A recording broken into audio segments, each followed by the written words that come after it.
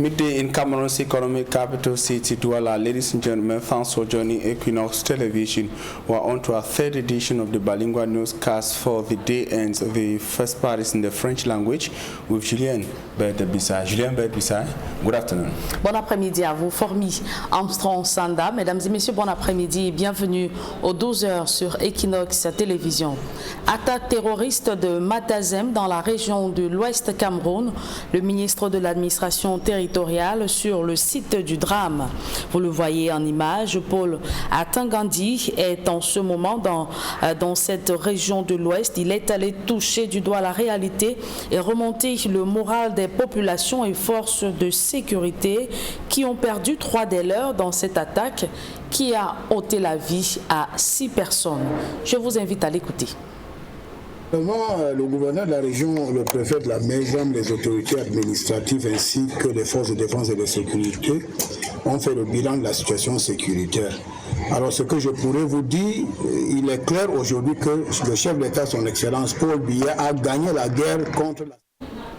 Et je vous le disais, le ministre de l'administration territoriale, Paul Atangandi, est en ce moment même à Matazem. C'est une localité de la région de l'Ouest Cameroun où une attaque terroriste a fait 6 morts, parmi lesquels 3 gendarmes, 1 policier et 2 civils. Je vous invite à suivre la réaction du ministre de l'administration territoriale, Paul Atangandi, qui est allé toucher du doigt la réalité sur le terrain et encourager les populations, mais également les forces de sécurité. Comprendre ce qui s'est passé ici, parce que le chef d'État a demandé de descendre sur le lieu du drame, recueillir les avis des forces de maintien de l'ordre, les explications du gouverneur et des autorités administratives, et voir dans quelle mesure on peut prévenir ce type d'attaque à l'avenir. Ça, c'est le but de cette descente sur le terrain. Parce que c'est ici que les forces de défense ont été attaquées. Il y a eu, je crois, 3, il y a eu 4 morts et puis les blessés. J'ai vu que le gouverneur avait visité il y a eu alors 6 morts, voilà. 2 civils et 4 voilà. Donc, 1 policier, 1 gendarme, 2 civils, ça fait 6 morts sur le lieu de camp. Donc si on est arrivé ici, c'est d'abord pour les condoléances du chef d'État et constater. Et rappelons que hier lundi, le ministre de l'administration territoriale a tenu une réunion sécuritaire à Bamenda, dans la région du Nord-Ouest, où il a une fois de plus lancé un appel aux rebelles sécessionnistes à déposer les armes. Et face aux querelles et incompréhensions dans la gestion des crises sociopolitiques au Cameroun, la conférence épiscopale nationale prône le dialogue franc et sincère. Les évêques ont exprimé le cri de cœur du pape François lors de leur 44e séminaire tenu dans la ville de Bafang. D'autres précisions dans ce reportage de Andy Gagnou et Jean-Paul Chougnat.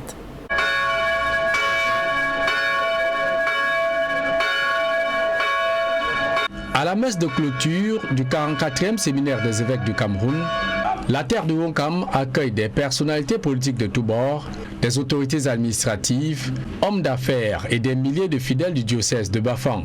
Et parmi tous ces hôtes de marque, le ministre d'État secrétaire général à la présidence de la République, Ferdinand Gongo, représentant le chef de l'État Paul Biya, et Monseigneur Julio Murat, nonce apostolique au Cameroun et en Guinée équatoriale.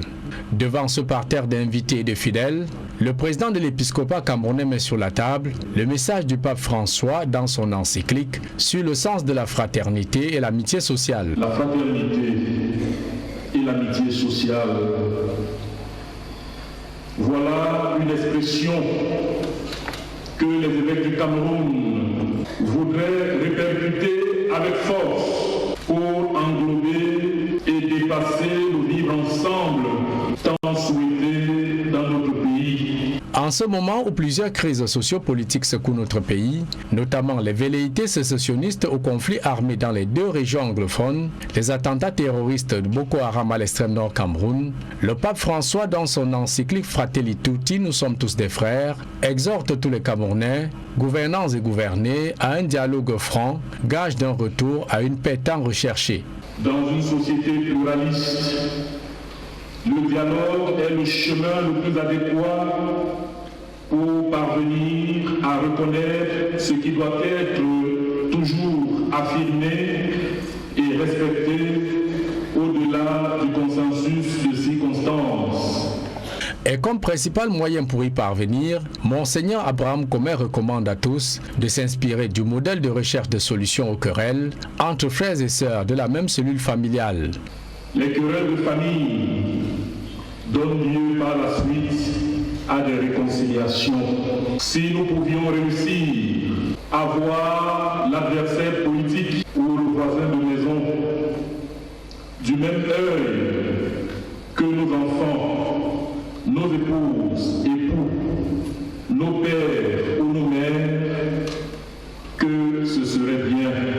Pour l'épiscopat camerounais réuni dans le Roncam, le tribalisme, le repli identitaire sont donc à combat à travers la dernière énergie. Le moment étant venu de se regarder désormais en frères et sœurs, partageant des valeurs humaines, devant concourir à l'harmonie et la paix au Cameroun, dans tous les pays en crise dans le monde. Le sens de la fraternité éternelle et une amitié sociale durable est à ce prix-là, conclut Monseigneur Abraham Comé sur l'adresse du pape François aux hommes de la terre.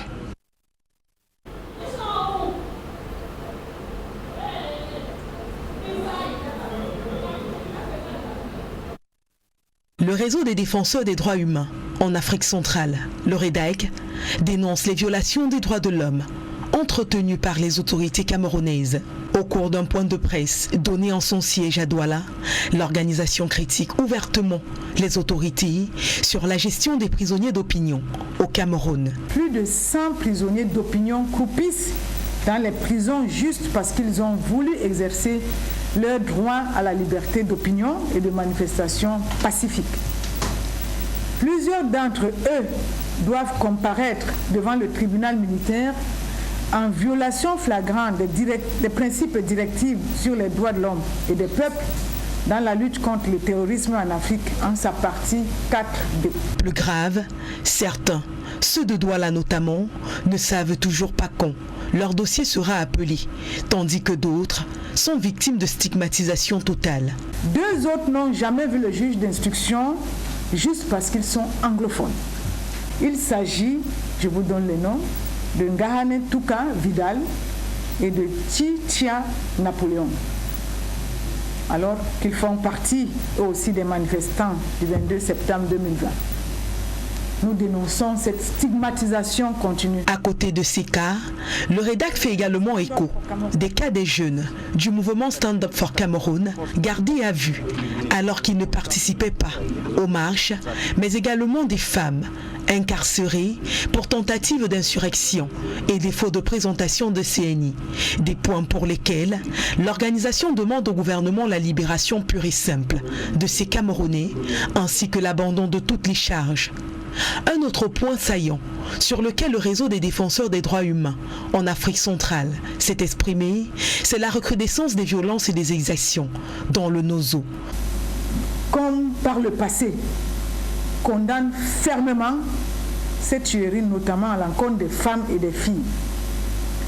Condamne avec fermeté ces crimes odieux perpétrés par les séparatistes et par les forces de défense et de sécurité, et profite de cette occasion pour adresser ses sincères condoléances à toutes les familles durement éprouvées et au peuple camerounais meurtri.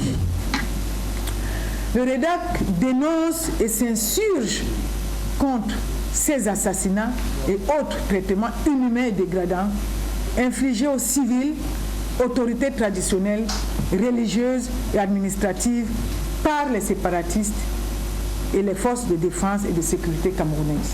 Face à toutes ces violations, le REDAC réitère ses propositions de sortie de crise aux autorités. Le REDAC réitère et urge à ce gouvernement de diligenter des enquêtes ou une enquête indépendante, impartiale, internationale pour l'établissement des faits de tous ces massacres, crimes de guerre, crimes contre l'humanité, assassinats,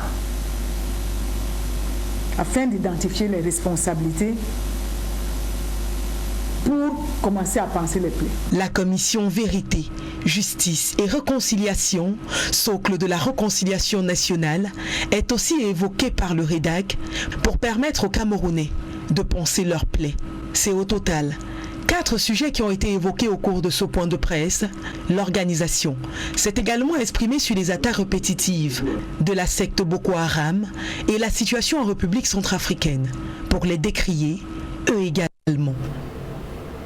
Parlons sport à présent. Que se passe-t-il à la Fédération camerounaise de football? L'instance fêtière du football camerounais a été assiégée hier lundi par les présidents de clubs qui venaient exiger le départ de l'exécutif 3 jours après la sentence du tribunal arbitral de sport. D'autres précisions dans ce reportage de Aïk Cyril. Des éléments des forces de l'ordre qui tentent en vain d'empêcher à certains acteurs de football d'accéder à la FECAFOOT. Il s'agit pour la plupart des présidents de clubs venus notifier au président de la FECAFOOT la dernière sentence du TAS dans l'affaire FECAFOOT contre Olympique de Menganga. Nous avons amené un huissier qui a notifié au président la sentence et nous attendons qu'il respecte les statuts de la FIFA qui disent qu'une sentence du TAS s'applique immédiatement et que tout membre reconnu par la FIFA doit se soumettre. Les présidents de clubs qui ont investi la FECAFOOT n'attendent pas moins que le respect de la sentence rendue par le TAS le 15 janvier dernier. Pour cela, ils s'appuient sur certaines dispositions légales de la FIFA. Il y a l'article 14, alinéa 1, des statuts de la FIFA et l'article 59, alinéa 1, qui demande à tout membre de la FIFA de se soumettre sans condition aux décisions du TAS. Donc on voudrait qu'il nous explique pourquoi il ne se soumet pas. C'est la raison pour laquelle on est là. Ils avaient souhaité rencontrer le président de la FECAFOOT en personne. Seydou Mbomojoya, absent, les présidents de club n'ont pu échanger qu'avec l'un des vice-présidents de la FECAFOOT. Mais je voulais quand même faire une précision, puisqu'il y a aussi des médias. Un président de club, je ne sais pas pourquoi on appelle des policiers pour surveiller la FECAFOOT aujourd'hui. Notre FECAFOOT. Qu'est-ce qu'il y a? Quel est le problème? Pourquoi on appelle des policiers? Il faut transmettre ce message au président. Donc nous, on vient le rencontrer. Si demain il y a des policiers, ça ne sera plus la même chose. Parce qu'on ne peut pas comprendre que nous venons à la fédération, nous avons élu des gens, nous venons les rencontrer, et même les policiers pour nous contrôler. Les policiers sont là. Non, moi j'habite derrière le président. Non, moi j'habite derrière le président. Tout compte fait, à la Fédération camerounaise de football, l'on a une autre lecture de la sentence du TAS. Vous savez que la sentence a bien indiqué qu'il y a d'un côté l'annulation de l'élection, mais qu'il y a aussi le principe de continuité du service qui a donc été confirmé par la Fédération internationale de football association qui a déclaré, je vais le dire comme ça, une période intérimaire à la Fédération camerounaise de football assurée par l'exécutif qui était déjà en poste avec tous les autres organes. La FECAFOOT également ne s'offusque pas outre mesure de la colère des présidents de club. On est dans un pays de liberté. Si certains considèrent que la décision qui a été prise par le TAS n'est pas respectée, si les précisions que l'instance fêtière mondiale a apportées par rapport à cela ne sont pas écoutées, eh bien, on est dans un pays de liberté. Des gens peuvent exprimer leur mécontentement, à condition que tout cela reste dans les cadres prévus par la République. Dans une sentence rendue le 15 janvier dernier, le tribunal arbitral du sport annulait l'élection du président et des membres du comité exécutif de la FECAFOOT. Mais dans la même sentence, le TAS soulignait qu'il appartient aux organes actuellement en place de finaliser le processus d'adoption des textes de la FECAFOOT. La suite de ce journal est en langue anglaise avec vous, Formi Armstrong Sanda. Good day once again. Good day once again, Julian Bertebisa. Good day, ladies and gentlemen. Thanks for joining us in the second segment of information. We begin with the visit of Cameroon's Minister of Territorial Administration, Minister Paula Tanganji, to the site of slain soldiers in the Bambutus division of the West region of Cameroon to say that the Minat boss, Cameroon's Minister of Territorial Administration, Paula Tanganji, is is currently in the west region of Cameroon, precisely in the Bambutus division of the region. He just visited the zone at Bachua near Matazem, where a gun attack on Friday, the 8th of January 2020 left 6 persons dead. Amongst the persons killed during the attack of unidentified gunmen but suspected to be separatist fighters are 3 gendarme officers, a police officer and 2 civilians. Minister Paul Atanga is being accompanied by the governors of the west and the northwest regions of Cameroon. He is accompanied by Awa Fonka Augustine, who is governor of the west region, and Adolphe Lille-Afrique, who is governor of the northwest region of Cameroon. Paul Atanga asked parents and the population of the areas to collaborate with security officials in order to be able to effectively fight insecurity. Take a listen to Minister Paul Atanga. Investigations, and that they attacked the checkpoint and killed 3 gendarmes, 1 police and 2 civilians. So 6 people died. And this is why President Pobia asked us to extend his heartfelt condolences to the bereaved families and extend his wish of quick recovery to those who are in hospitals. So I think that following the security evaluation which was done yesterday, the force of law and order gave instructions that checkpoints should be protected. And I think that they have a very good scenario and they have good mechanisms for this to be done. And this is why we want to reiterate that the population should work hand in hand, because people coming from Pini to come and attack a checkpoint are coming from families. And if these families could inform the gendarmes and the police that we have seen dubious fellows leaving the villages coming towards the checkpoint, it will permit the local population to put in, even the force of law and order, to put in place strategies to take them. So it is once again my appeal that the local population here should work with the local administrative authorities and the forces of law and order, because we are here to protect the population and we are in the system of the popular defense system where each and every one of us is part of the security network. It's important. So the population should try as much as possible to, the 2 governors are here because this is happening in the west region, Bambutus division, but it has a direct ramification with the northwest because it is very close to Santa. The Minat boss, before moving to the west region of Cameroon today, was in Bamenda, chief town of the northwest region of Cameroon, yesterday, where he chaired a security meeting to assess the security situation of the northwest region on high instructions of the head of state, President of the Republic of Cameroon, President Paul Biya. According to Minister Paul Atanga, the security situation of the northwest region of Cameroon is under control, although there are pockets of resistance from those he called terrorists.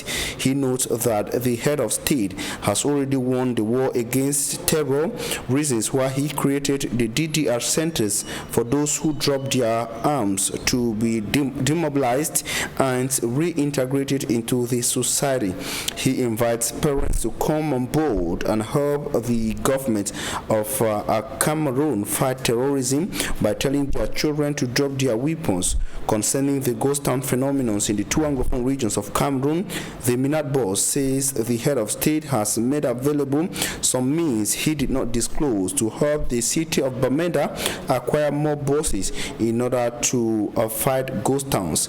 The visit of Minister Paul Atanga came at a time when deaths, kidnappings related to the socio-political and security crisis in the northwest and southwest regions of Cameroon is currently being facing the 2 regions of the country in a disturbing turn, that is in a disturbing proportion. And away from that, poor governance, continuous use of the military option as a solution to the crisis in the northwest and southwest regions of Cameroon, and the heady and stubborn characters of public officials, according to opposition panelists on Equinox programs, Equinox Television's Sunday program. Droit de Réponse is responsible for the hostilities, kidnappings, and heightened tensions in the northwest and southwest regions of the country, reacting to the the opinions and views of opposition panelists, the representative of the CPDM, our ruling political party, say atrocities in the two Anglophone regions of Cameroon are committed by separatists. Details in the following report compiled by Innocent Ase. Many thought 2021 will see the armed conflicts in the northwest and southwest regions getting healed, but the reverse is true. Escalation with blame on several factors. It is the bad governance put in place, the arrogance of the regime, the failure of the regime putting in place a military option in resolving a political crisis that is causing all of this. We have a regime that has given a deaf ear to all what has been proposed to it. And that is the truth.